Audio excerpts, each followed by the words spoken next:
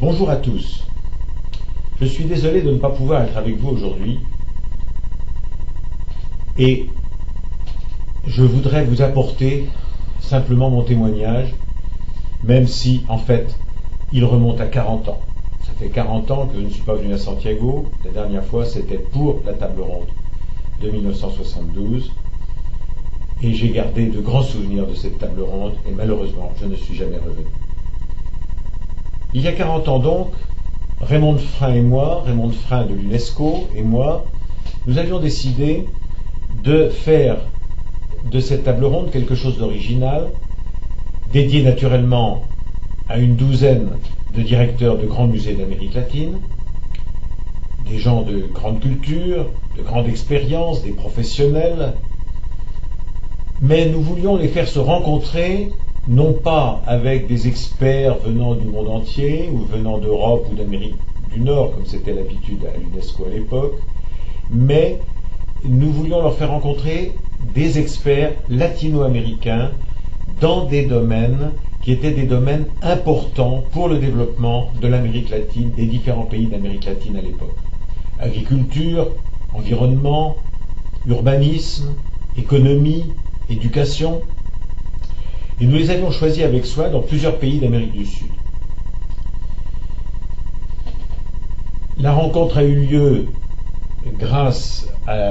au sens de l'organisation et à la gentillesse de l'accueil du Dr Grace Mosny, qui était à l'époque la directrice du musée de sciences naturelles de Santiago. Et cette réunion, que nous avions préparée soigneusement, mais nous ne savions pas comment cela marcherait, cette réunion a été l'origine de la révolution, si l'on peut dire, révolution muséologique que vous connaissez et pour laquelle vous vous réunissez actuellement. Cela a été dû, il faut le dire, en grande partie à la qualité de l'intervention de Georges Ardoy, le directeur de l'Institut Torquato Di Tella de l'époque, malheureusement il est mort il y a déjà un certain temps, qui, avec un sens de la pédagogie, de la communication remarquable, a réussi en quelques heures sur 2 jours à faire découvrir aux assistants, faire découvrir aux participants, à ces muséologues latino-américains, à leur faire découvrir leur ville, l'histoire de leur ville et la situation actuelle et l'avenir de leur ville, des grandes métropoles d'Amérique latine. Il leur a appris à voir les villes où ils habitaient, où ils travaillaient dans leurs musées. Ces musées, grands musées, musées nationaux, musées souvent que l'on appelait les musées de l'or, par exemple en Équateur, mais des musées qui étaient beaucoup plus faits pour l'élite locale et pour les touristes que pour ces masses de population qui habitaient les grandes métropoles d'Amérique latine. Bon, vous savez tout ça, on vous en parlera, vous avez vu, ça a été écrit, ça a été publié dans le muséum. 20 ans après, 92, peu de changements avaient eu lieu, des efforts avaient été faits au Mexique, quelques écomusées étaient nés, quelques musées communautaires étaient nés aussi, surtout au Mexique, il faut bien le dire. Il y avait eu la césure, la coupure dans beaucoup de pays des dictatures militaires. Mais en 92, les choses avaient déjà changé et il était possible de reparler de Santiago, de reparler du musée intégral. Et c'est un ancien de Santiago, devenu directeur adjoint de l'UNESCO, Fernand Crespo Toral, mort également malheureusement, qui a provoqué la réunion de Caracas. Je tiens à souligner parce que c'était Santiago plus 20, comme il y a maintenant Rio plus 20 pour l'environnement. La rencontre de Caracas a renouvelé l'enthousiasme pour ces idées, ces concepts, et a relancé le mouvement. Et on peut dire que c'est de ce début des années 90 a daté l'explosion des nouveaux musées qui s'appellent musées communautaires, écomusées ou qui s'appellent autrement, et de la modernisation de nombreux musées traditionnels, dits traditionnels, en Amérique latine. Au plan international, dans le même temps, l'esprit de Santiago a commencé toujours dans les années 80-90, a commencé à circuler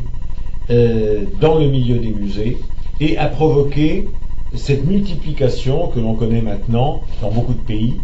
multiplication de musées qui s'appellent souvent des écomusées, que l'on retrouve en Italie, que l'on retrouve au Portugal, en Suède, en Norvège, en Espagne, au Japon, maintenant en Chine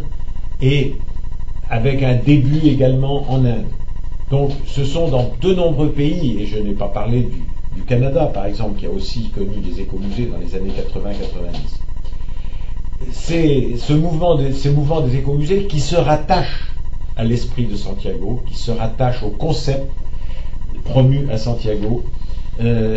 Vraiment, ça marque l'histoire des musées. Ce qui marque aussi l'histoire des musées, c'est que de nombreux musées, surtout des musées locaux, régionaux, territoriaux, ont adopté cette notion, comme au Portugal, cette notion de la fonction sociale du musée, de la nécessité d'intégrer le musée dans les processus, dans les dynamiques de développement. Et cela a été extrêmement important. Ça reste extrêmement important encore aujourd'hui, 40 ans après. Alors bon, on peut parler du passé, on peut parler du présent, il faut parler de l'avenir.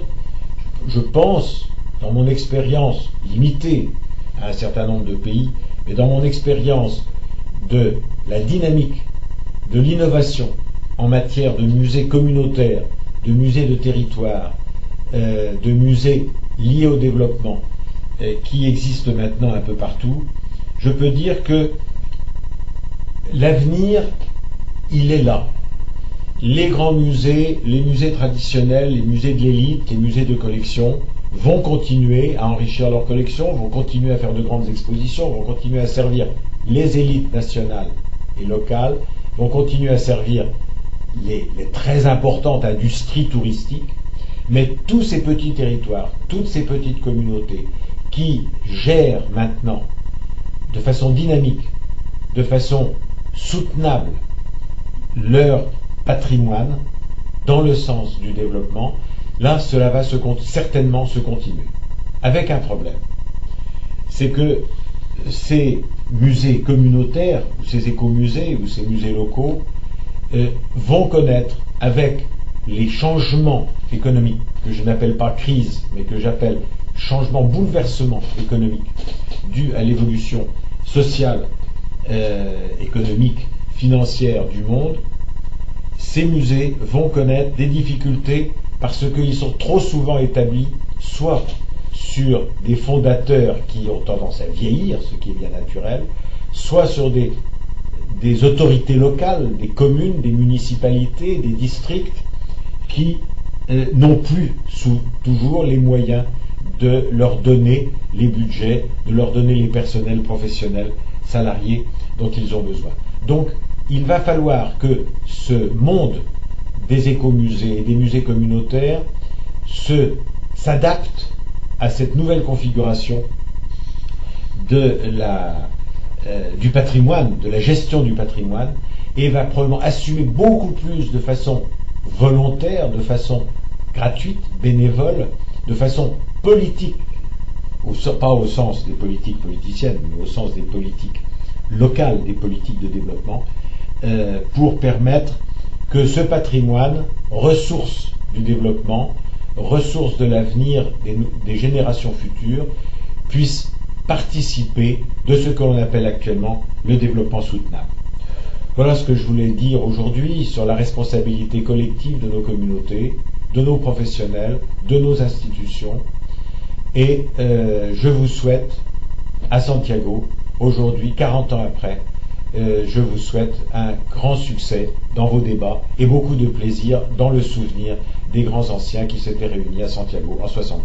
Voilà, au revoir et bon courage.